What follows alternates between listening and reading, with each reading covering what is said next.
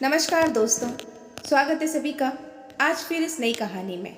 तो चलिए शुरू करते हैं इस कहानी को।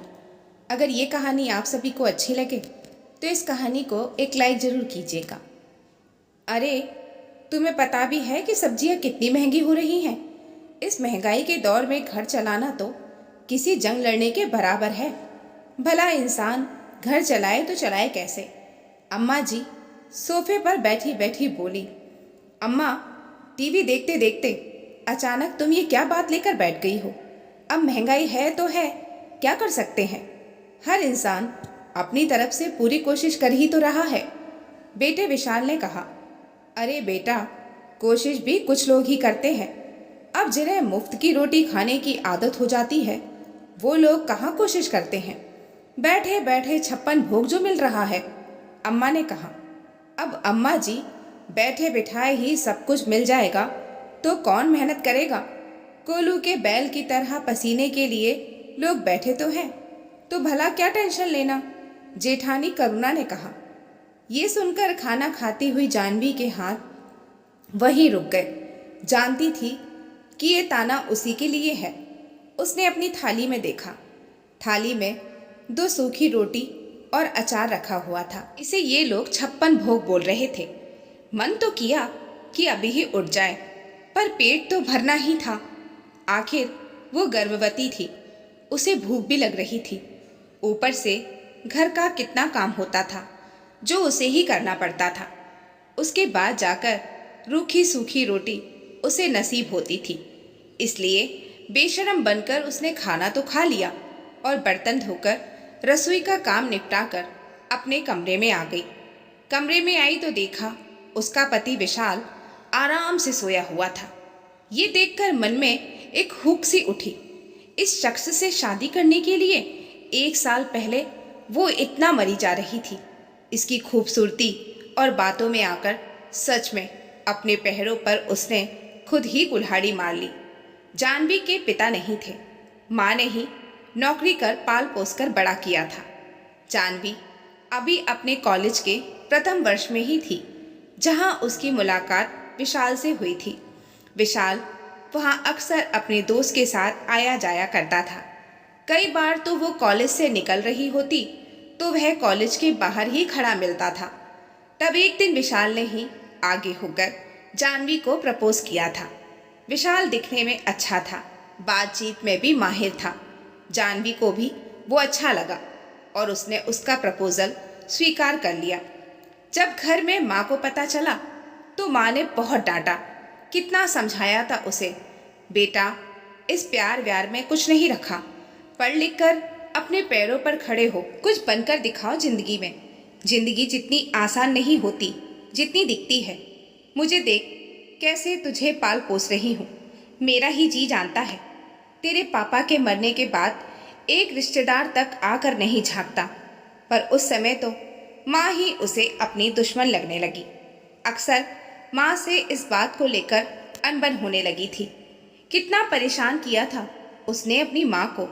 कई बार तो माँ छुप छुप कर रोती थी, पर वो इतनी बेशर्म हो चुकी थी कि उसे फर्क ही नहीं पड़ता था।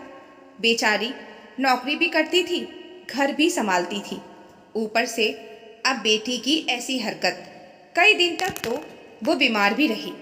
फिर भी एक रात को माँ को सोता हुआ छोड़कर वो विशाल के साथ घर से भाग गई, बिना अपने भविष्य की चिंता किए, ये जाने बिना कि विशाल कमाता भी है या नहीं, उसकी जिम्मेदारी उठा सकता है या नहीं, उसके परिवार वाले उसे अपनाएंगे या नहीं।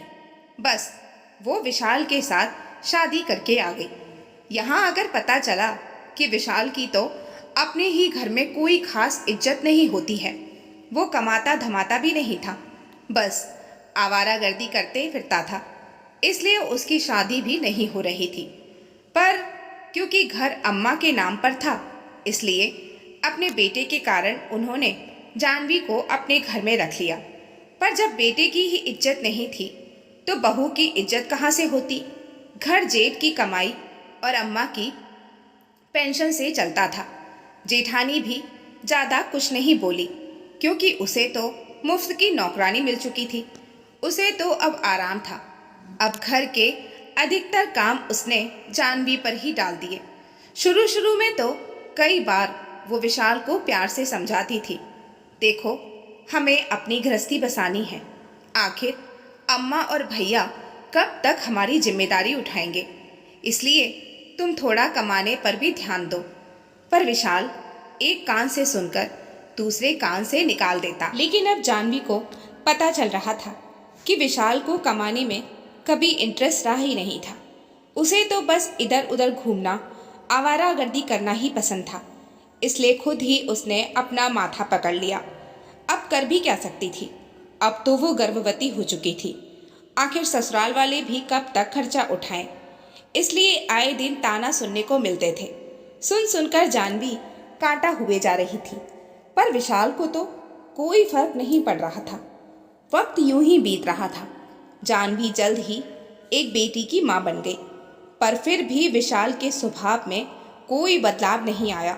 बेटी के होने के 10 दिन बाद ही जेठानी ने उसे घर के कामों में लगा दिया। अब जानवी की बेटी भी 5 महीने की हो चुकी थी, लेकिन आए दिन घर में हंगामे होने लगे, क्योंकि जेठानी और अम्मा कभी उसकी बेटी के दूध को लेकर तो कभी किसी सामान को लेकर कुछ ना कुछ कह देती थी, जो जानवी से बर्दाश्त नहीं होता था। आखिर बात उसकी बेटी की थी, तो अब वो पलट कर जवाब दे देती। पर आज बेटी को टीका लगना था, उसी बात को लेकर हंगामा हुआ था।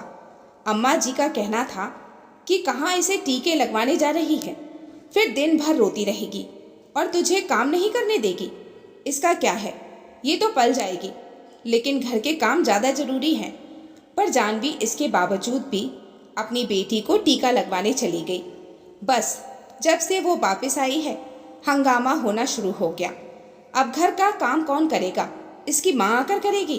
कहा था इसे टीके मत लगवाना, लेकिन नहीं, ममता फूटी जा रही थी इसके लिए। अम्मा जी, ये मेरी बेटी है, आखिर इसकी सेहत का सवाल है। जानवी ने कहा, हाँ तो अब घर के काम कौन करेगा, मुझे नहीं पता, ये ढोए या धोए चाहे कुछ भी हो, मुझे उससे कोई लेना देना नहीं, घर के काम तुम्हें ही करने हैं।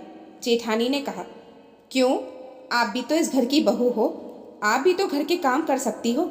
जानवी ने कहा, अच्छा इतनी जवान चलने लगी है अब तुम्हारी, मैं घर की बहू हूँ, मुझे भी काम करना पड़ेगा। बोलने से पहले एक बार सोचती तो सही कि मेरा पति अकेले ही घर में खर्च करता है, तेरा पति क्यों नहीं करता। मुफ्त की रोटी खाने की आदत पड़ गई है तुम लोगों को। तुम दोनों क्या कम थे हमारे माथे पर, जो इसे और पैदा कर लिया। जेठानी ने कहा। बस यही बात जानवी को चुभ गई। आखिर जानवी ने बाहर निकलने का फैसला कर लिया। पूरी पढ़ी लिखी तो वो थी नहीं, पर खाना बनाना जानती थी, इसलिए पास ही के स्कूल में मिड डे मील बनाने का काम शुरू कर दिया। घर वालों ने हंगामा तो किया, उसने जवाब दे दिया, आप लोगों के लिए खाना बनाती हूँ, इतना काम करती हूँ, तब भी 10 ताने सुनती हूँ।